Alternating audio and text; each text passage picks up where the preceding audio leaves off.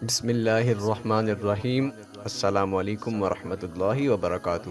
میں حافظ احسان آج ایک نئی ویڈیو کے ساتھ دوبارہ حاضر خدمت ہوں، اور آج کا ہمارا ٹاپک ہے کہ شادی کے لیے یا پسند کی شادی کے لیے، یا جس انسان کو آپ پسند کرتے ہیں اور آپ دیکھنا چاہتے ہیں کہ کیا وہ شخص آپ کے حق میں بہتر ہے یا نہیں، شادی کے بعد آپ کی زندگی اس کے ساتھ اچھی گزر سکے گی یا نہیں، اس کے لیے استخارہ خود کیسے کیا جائے۔ دوستو، شادی ایک ایسی چیز ہوتی ہے جس سے یا تو انسان کی زندگی بہت خوبصورت ہو جاتی ہے یا انسان پریشانیوں کا شکار ہو جاتا ہے۔ اگر اچھا جیون ساتھی مل جائے تو زندگی بے پناہ خوبصورت ہو جاتی ہے، اور اگر اچھا لائف پارٹنر چننے میں غلطی ہو جائے تو ساری زندگی کے لیے پریشانیوں کا باعث بنتا ہے۔ تو یہاں یہ بہت ضروری ہو جاتا ہے کہ ہم ہر نیک جائز مقصد کے لیے، نیک اور جائز کام کے لیے اللہ تعالیٰ سے رہنمائی لے لیں، اور اس کا بہترین ذریعہ ایک استخارہ ہوتا ہے کہ جس سے ہمیں یہ معلوم ہو جاتا ہے آیا کہ سامنے والا شخص جس سے ہماری شادی ہو رہی ہے کیا وہ ہمارے حق میں بہتر ہے یا نہیں۔ استخارہ کرنے کے بہت زیادہ طریقے ہیں، لیکن میں آج کی ویڈیو میں آپ کو ایک بہت ہی نایاب، ایک چھوٹا لیکن بہت ہی کارآمد طریقہ بتاؤں گا۔ یہ استخارہ والدین اپنے بچوں کے لیے کر سکتے ہیں، بہن بھائی ایک دوسرے کے لیے کر سکتے ہیں، یا جس کی شادی ہو رہی ہو وہ خود بھی اس استخارے کو کر سکتا ہے۔ مزید آگے بڑھنے سے پہلے آپ سے گزارش ہے، جو ناظرین ویڈیو کو پہلی بار دیکھ رہے ہیں چینل کو ضرور سبسکرائب کریں اور ویڈیو کو صدقہ جاریہ کی نیت سے آگے شیئر بھی کریں۔ ناظرین محترم، استخارہ کرنے کے لیے سب سے پہلے ضروری ہوتا ہے کہ انسان پاک اور صاف ہو۔ استخارہ کرنے کے لیے کوئی دن مقرر نہیں ہوتا کہ فلاں دن ہی استخارہ کرنا ہے، ہفتے کے کسی بھی دن آپ یہ کر سکتے ہیں۔ آپ جمعرات کو کرنا چاہتے ہیں، آپ ہفتے والے دن کرنا چاہتے ہیں، آپ پیر کے دن کرنا چاہتے ہیں، کسی بھی دن آپ کرنا چاہیں استخارے کو کر سکتے ہیں۔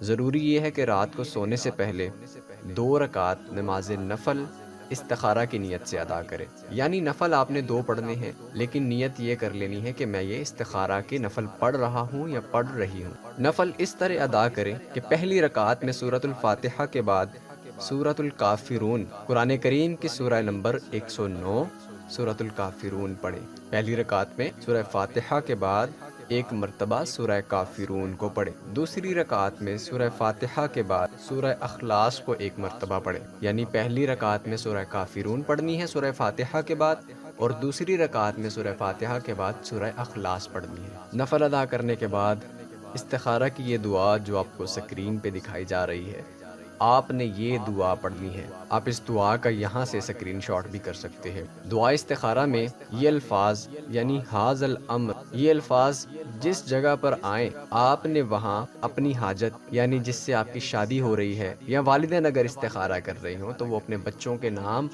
اپنے دماغ میں رکھیں، تصور رکھیں، اپنے بچوں کے بارے میں سوچیں کہ ہم ان کے لیے استخارہ کر رہے ہیں۔ جہاں بھی حاذ الامر کا لفظ آئے وہاں آپ نے اپنی حاجت کو، اپنے مقصد کو اپنے دماغ میں رکھنا ہے کہ کس مقصد کے لیے آپ اس دعا استخارہ کو پڑھ رہے ہیں، اس کا تصور رکھنا ہے۔ حاذ الامر دعا استخارہ میں 2 بار آتا ہے، تو اسی لیے جب دوسری جگہ پہ بھی یہ لفظ آئے حاذ الامر کے، تو آپ نے اس جگہ پہ اپنی حاجت کو اپنے دماغ میں رکھنا ہے، اس کے بارے میں سوچنا ہے، اسی کا تصور رکھنا ہے۔ جب آپ یہ دعا استخارہ مکمل کر لیں، اس کے فوری بعد قبلہ کی طرف اپنا چہرہ کر کے سو جائیں۔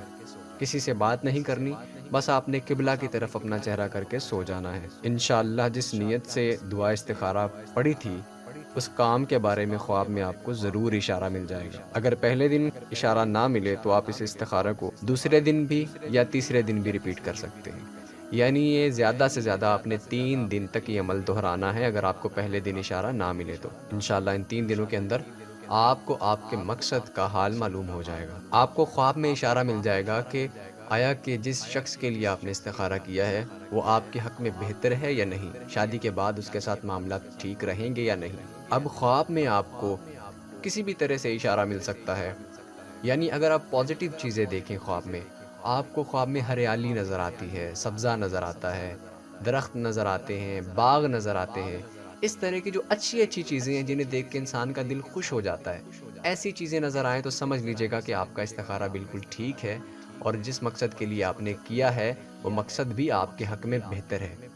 لیکن اگر آپ خواب میں آگ یا کانٹے یا ایسی چیزیں دیکھتے ہیں کہ جو انسان کے لیے ناپسند ہوتی ہیں، تو سمجھ لیجئے گا کہ وہ چیز آپ کے حق میں بہتر نہیں. جس مقصد کے لیے آپ نے استخارہ کیا ہے وہ مقصد آپ کے لیے بہتر نہیں. یقیناً آپ کو میری تمام باتوں کی سمجھ آ گئی ہوگی. اگر کوئی بات رہ گئی ہو تو آپ کومنٹ سیکشن میں پوچھ سکتے ہیں. مزید اچھی ویڈیوز کے لیے آپ ہمارے چینل کو ضرور سبسکرائب کریں. انشاءاللہ نئی ویڈیو کے ساتھ جلدی آپ کی خدمت میں دوبارہ حاضر ہوں گے. تب تک کے لیے ہمیں اجازت دیجیے. اللہ حافظ و ناظر.